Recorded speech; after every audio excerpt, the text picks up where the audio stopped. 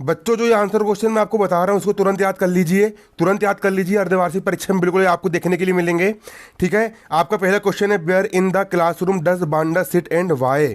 ठीक है, ये कौन से चैप्टर के आप देख सकते हो, आपकी अंग्रेजी की जो बुक है फर्स्ट फ्लाइट वाली, वो कक्षा 10वीं अंग्रेजी की जो फर्स्ट फ्लाइट वाली आपकी जो बुक है अर्धवार्षिक परीक्षा के लिए मोस्ट इंपोर्टेंट कक्षा 10वीं अंग्रेजी, 29 तारीख को आपको पेपर है। ठीक है, और ये चैप्टर कौन सा है आप चैप्टर देख सकते हो, चैप्टर आपका कौन सा वाला है, चैप्टर बच्चों आप देख सकते हो यहाँ पर द 100 ड्रेसेस बन, 100 वेशभूषा एक, द 100 ड्रेसेस बन। ठीक है ना, द 100 ड्रेसेस बन वाला आपका जो चैप्टर है फर्स्ट फ्लाइट बुक का, उसके इंपॉर्टेंट आंसर क्वेश्चन है बच्चों, इसको स्पीड से आप समझ लीजिए, पेपर में ही आएंगे। समझना जरूरी है, कारण क्या है देखिए, समझने के बाद अगर आप याद करोगे तो आपको बहुत जल्दी याद हो जाएगा, और अगर आप डायरेक्ट याद करोगे तो आपको दिक्कत जाएगी, तो इसको इसलिए इसको आप समझ लीजिए, और कोशिश ये कीजिए कि आपको सुनने से ही याद हो जाए।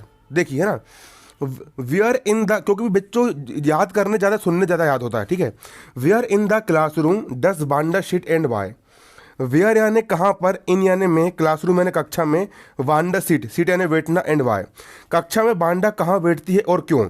वेयर इन द क्लासरूम कक्षा में वांडा सीट यानी कहाँ बैठती है और क्यों बैठती है। तो देखिए, बांडा रूम नंबर 13 की अंतिम सीट के बाद बैठती है, वह कमरे के कोने में बैठती है, वहाँ पैरों की रगड़ एवं हंसी की फव्वारों के कारण शोरगुल है ना, शोरगुल में उसको बैठना पसंद है। देखिए, वांडा रूम नंबर 13 की अंतिम सीट के बाद बैठती है। वांडा यानी वांडा किसी का नाम है, सीट से यानी बैठना, नेक्स्ट यानी बाद में, to the last seat, last seat के बाद में, row in room 13, room 13, room number 13, 13 यानी 13, रूम नंबर 13, रूम 13 में, इन यानी में, रूम 13 की लास्ट सीट मतलब अंतिम सीट की, अंतिम सीट के बाद, नेक्स्ट यानी बाद में, सीट यानी बैठती कौन, बांडा, बांडा सीट से next to the last seat, Wanda seat next to the last seat, row in the room 13, room 13 की अंतिम पंक्ति में बांडा क्या करती है, बैठती है। इसके बाद शी सीट्स आप देख सकते हो, she sits in the corner of the room, she यानी वह, सिट्स यानी बैठती है, इन यानी में, द कॉर्नर, कॉर्नर का मतलब तो किनारे, ऑफ द रूम, रूम के किनारे पर बैठती है, रूम के किनारे पर बैठती है। She sits in the corner of the room, she यानी वह, सिट्स यानी बैठती है, इन यानी में, कॉर्नर यानी किनारे, है ना, किसके किनारे पर, रूम के किनारे पर, है ना, ऑफ द रूम मतलब रूम के किनारे पर क्या करती है, बांडा बैठती है। देयर यानी यहाँ पर, इज यानी है, नॉइस यानी शोरगुल है, बाय यानी, वाई यानी द्वारा, है ना। स्कफलिंग का मतलब होता है रगड़, टू फीट, फीट यानी होता है वहाँ पर, है ना, पैरों की रगड़, फीट यानी पैरों की रगड़ के कारण वहाँ पर शोरगुल है।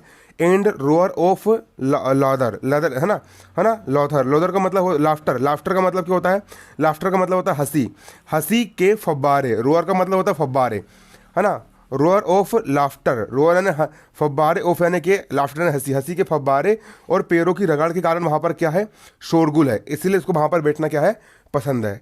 आप या तो इसका स्क्रीनशॉट ले लीजिए और उसको आप जल्दी से याद कीजिए, फिर आप उसको लिख लीजिए, लिखने से आपको अच्छा याद हो जाएगा।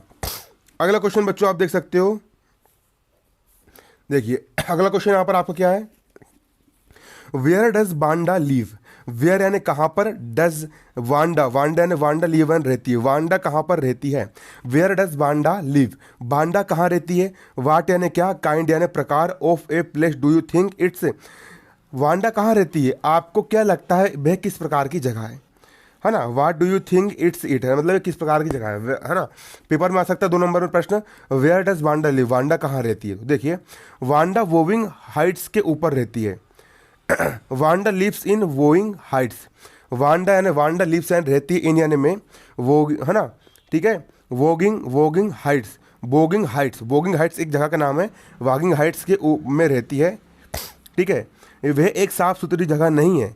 It is not clean place, ये इट यानी यह, इज यानी है, नॉट यानी नहीं, क्लीन प्लेस ये साफ सुथरी जगह नहीं है। इट इज़ मडी मतलब वहाँ पर कीचड़ है, इट इज़ मडी, मडी आने होता कीचड़, ये मतलब वो जगह क्या एक प्रकार की कीचड़ है ना, क्या है जगह एक प्रकार की क्या है, कीचड़ है, एक प्रकार की क्या है, कीचड़ है, वो जगह एक प्रकार की क्या है, कीचड़ है। अगला क्वेश्चन आप यहाँ पर देख सकते हो, जल्दी से आप इसको समझ लीजिए, भले याद करो ना करो लेकिन बच्चों समझ के चल जाओ, अगर आप समझ लोगे ना तो पेपर में अगर क्वेश्चन आ भी जाता है ना तो आपने समझे हो, आपने स्टोरी सुने हो कि बांडा नाम की लड़की है, कहाँ कहाँ रहती है, आप पेपर में जरूर करके आओगे। लेकिन मैं तो बोल रहा हूँ कि आप समझ लो और समझने के बाद उसको एक दो बार पढ़ लो, आपको वैसे ही याद हो जाएगा। समझ लो और समझ समझ करके आप एक दो बार रीडिंग कर लो। आप मोबाइल में देखते हुए रीडिंग कर लो, अरे मोबाइल से ही रीडिंग कर लो, आपकी वैसे में पूरी तैयारी करवा दूंगा, फुल तैयारी, ठीक है बच्चों। देखिए इसके साथ मैं आपको बताना चाह रहा हूँ, आप देखो इस अध्याय से मान चलो कोई भी क्वेश्चन आपकी परीक्षा में आए, लेकिन आप जो आंसर याद करके जा रहे हो ना, आपको वही आंसर आपको लिखना है, ठीक है ना। क्वेश्चन कुछ भी आए आपको आंसर वही लिखना है। मैं तो बोल रहा हूँ हर चैप्टर से तीन चार क्वेश्चन, हर चैप्टर से तीन चार क्वेश्चन याद कर लो, और पेपर में क्वेश्चन कोई भी आए, आपने उस चैप्टर का जो आंसर याद कर गए हो आप वाला आंसर लिख के आना। क्योंकि इतने सारे आंसर क्वेश्चन हम पूरे पूरे याद करने बैठेंगे तो भैया बात लग जाएगी, है ना। और पेपर भी लिखे नहीं हुए हैं, कहीं से मिल भी नहीं रहा है, और कहीं से पेपर मिलता है सबसे पहले आपको मैं ही बताऊंगा, ठीक है। अभी तो आपको इंपॉर्टेंट है, समझ लीजिए आप। वेन यानी कब, एंड वाई यानी क्यों, to Peggy do Peggy Peggy and Maddie notice Wanda absence. Peggy और मेडी ने कब और क्यों वांडा की गैर हाजिरी महसूस की। वेन यानी कब, पेगी और मेडी जो थे उन्होंने नोटिस करा वांडा अब्सेंस, मतलब वांडा क्लास में उपस्थित नहीं है, उसकी गैर हाजिरी कब महसूस हुई। तो आप देख सकते हो उसका उत्तर। पेगी और मेंडी बांडा की गैर हाजिरी को अनुभव करता है जब स्कूल से देरी नहीं होती। बांडा उन्हें स्कूल में देरी करवाती है, वे उसके कीचड़ भर जूते का मजाक उड़ाती है, ठीक है। आप देख सकते हो Peggy and Maddie notice Wanda absence. Peggy और मेडी नोटिस करते हैं वांडा अब्सेंस, मतलब बांडा अनुपस्थित है, उसकी महसूस वो तब करते हैं वे यानी जब, they are not late from school. They यानी वे, आर यानी आर जब वो स्कूल के लिए लेट नहीं होते तब उनको उसकी ज़रूरत महसूस होती है। When they are not late from school.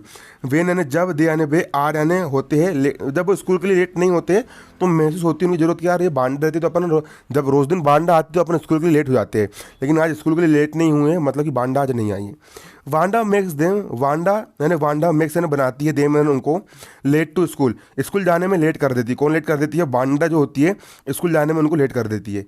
They make fun of her muddy shoes. They यानी वे, मेक यानी बनाते हैं, फन यानी मजाक, ऑफ हर मड्डी शूज, वे उसके मड्डी शूज का क्या करते हैं, मजाक उड़ाते हैं, कीचड़ भरे उसके जो जूते हैं उसका वो क्या करते हैं, मजाक बनाते हैं।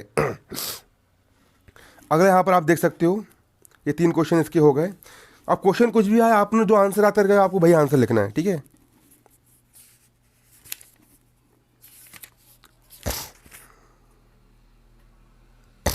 देखिए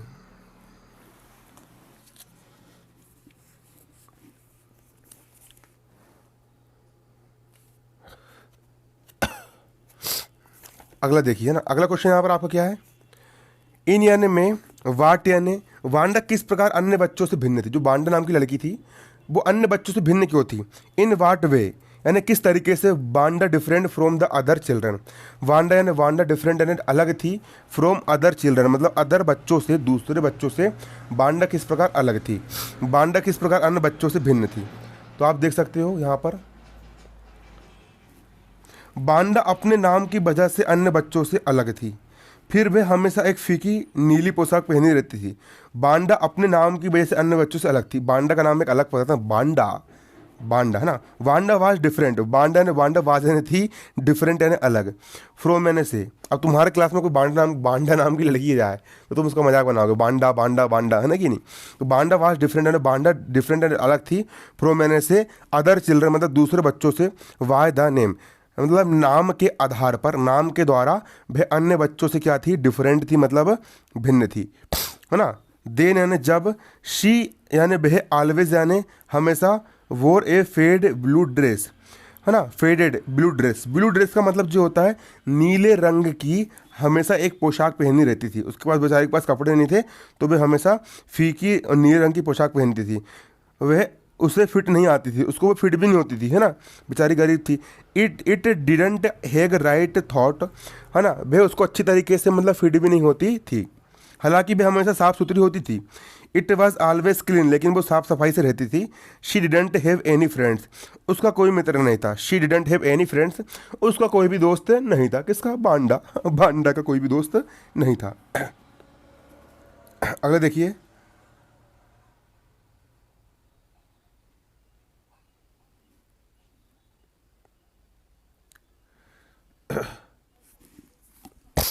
अगला देखिए आप,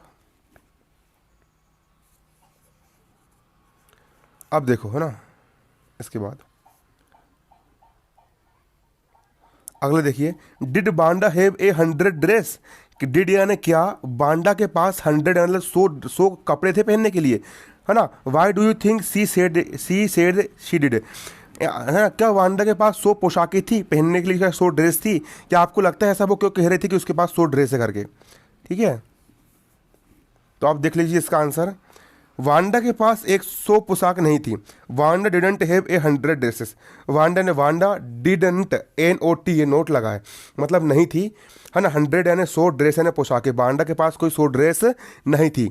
सी सेड दिस, उसने ऐसा इसलिए कहा टू, है ना, counter the fun of the other children, जो अन्य यह बात अन्य बालकों से मजाक उड़ाने का जवाब देने के लिए कहती थी। जब उसका कोई दूसरा बालक मजाक उड़ाता था, पास तो कपड़े नहीं है, कपड़े नहीं, कपड़े नहीं है, तो उसने बोला सी शेड दिस, उसने ऐसा इसलिए कहा टू काउंटर, मतलब विरोध में, the fun of other children, जब दूसरे चिल्ड्रन उसको मजाक बनाते थे, इस कारण उसने ऐसा कहा। They made fun of her due to her only one dress, वे उसकी केवल एक ड्रेस का मजाक बनाते थे। दे मेड फन, वे मजाक उड़ाते थे, of her due to her only one dress, उसकी इकलौती ड्रेस, एक वन ड्रेस मतलब उसकी इकलौती ड्रेस का वे मजाक उड़ाते थे। आप यहाँ पर देख सकते हो। तो बच्चों आप इतने आंसर क्वेश्चन इस अध्याय के याद कर लीजिए। बाकी वांडा 100 ड्रेस से रिलेटेड कोई भी क्वेश्चन आता है तो आप आंसर वही लिख करके आना जो आपने याद करके गए हो। सबके आंसर बिल्कुल मिलते जुलते हैं, आपने जो याद करके वो आंसर आप लिख करके आ जाना। आप हर चैप्टर से 3-4 आंसर क्वेश्चन आप याद कर लीजिए। बच्चों इसके साथ मैं आपको बताना चाहता हूँ कि जिन बच्चों ने नोट्स मेकिंग समरी तैयार नहीं किया है, जिन बच्चों ने एप्लीकेशन तैयार नहीं किया है, जिन बच्चों ने ऐसे तैयार नहीं किया है, मैंने बहुत सारे काम, मैंने बता रहा हूँ, मैंने अंग्रेजी भाषा का लगभग अर्धवार्षिक परीक्षा का पूरा मैंने सिलेबस कवर करवा दिया हूँ। ठीक है, वो सिलेबस आपको चाहिए तो वो कहाँ मिलेगा आपको? आप भारतीय शेर 10th बोर्ड वाला जो मेरा यूट्यूब चैनल है आप उस पर जाइए। चैनल का जो फ्रंट पेज होता है वहाँ पर आपको प्लेलिस्ट मिल जाएगी अर्धवार्षिक परीक्षा कक्षा 10 अंग्रेजी। वहाँ पर 6 के 6 विषयों की आपकी प्लेलिस्ट बनी हुई है ना, क्योंकि बच्चों इस बार पेपर बिल्कुल लीक नहीं हुए हैं, इसलिए जितने भी इंपॉर्टेंट क्वेश्चन है ब्लू प्रिंट के हिसाब से, सिलेबस के हिसाब से मैं आपको इंपॉर्टेंट क्वेश्चन की मैं आप लोग को तैयारी करवा रहा हूँ। तो बच्चों उस चैनल पर उस प्लेलिस्ट में मैंने बहुत सारे वीडियोस मैंने डाला हूँ, उस पर पूरी आपकी अर्धवार्षिक परीक्षा की लगभग आपकी 80 में से 70 नंबर की आपकी तैयारी करवा दी गई है। आप चैनल की प्लेलिस्ट पर जाइए, भारतीय शेर 10th बोर्ड चैनल सब्सक्राइब कर लीजिए। ये कक्षा 10वीं हिंदी मीडियम वाले MP बोर्ड वाले बच्चों का चैनल है। तो ठीक है बच्चों, आज की वीडियो में इतना ही। अगला वीडियो आपको जल्दी मिलेगा, है ना। अब अगले वीडियो में बच्चों आपको क्या बताऊंगा मैं, जिसका जो सेकंड पार्ट है द 100 ड्रेसेस 2, है ना, द 100 ड्रेसेस 2, इसके इंपॉर्टेंट आंसर क्वेश्चन आपको मिलेंगे। ठीक है बच्चों, तो आज की वीडियो में इतना ही। धन्यवाद, जय हिंद, जय भारत।